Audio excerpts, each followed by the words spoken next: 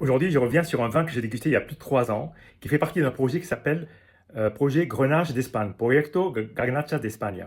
Et ce projet est parti en fait de la Rioja, d'une famille qui a des vignes dans le Rioja, des vignes anciennes, puis s'est posé la question, est-ce qu'il y a d'autres grenaches perdus qui ne font pas de vin ou qui sont versés dans des coopératives. Donc ils sont allés faire un tour, essentiellement dans les Pyrénées, en Aragon, et aussi dans le Priorat.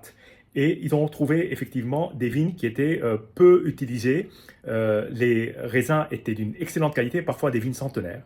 Et à partir de là, ils ont construit un projet. Alors c'est évidemment une assez grande maison qui a des moyens, qui s'appelle Vinte, qui entre autres produit un vin de Rioja qui est quand même assez connu, et qui s'appelle López de Haro. Mais il n'y a pas que ça, il y a aussi Matsu, une autre grande signature de vin en Espagne. Et à partir de là, donc, ils ont réalisé plusieurs cuvées, dont même une cuvée de grenache de glace.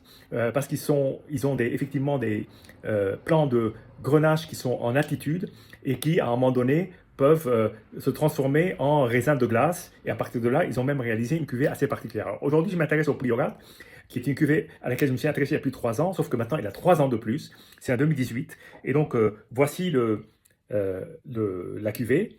Et donc, j'ai ouverte aujourd'hui et à ma grande surprise, alors déjà, j'avais beaucoup aimé il y a 3 ans, mais à ma grande surprise, j'ai été d'une certaine façon impressionné.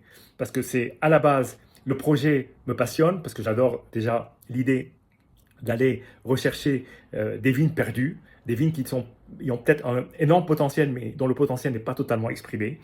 Et donc aujourd'hui, pour accompagner un poulet aux chèvres avec des girolles, ben, j'ai pensé goûter ce vin. Voilà. Nous voici, donc c'est une couleur quand même assez évoluée, très légèrement évoluée. Ça me fait penser au Grenache d'Emmanuel Reynaud. Au point de vue de la couleur, c'est assez clair, c'est presque bourguignon. L'aromatique est très fraîche, c'est un vin qui a beaucoup à dire dès le premier nez.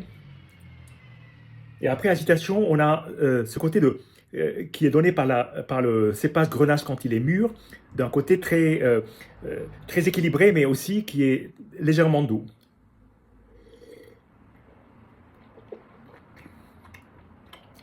L'attaque est d'une grande fraîcheur, il y a un côté très légèrement salin, et puis surtout une très belle maturité de raisin et une assez belle longueur en bouche. C'est un vin qu'il faut boire très légèrement frais, il ne faut pas le boire à 19-20, surtout pas en été, plutôt à 15-16.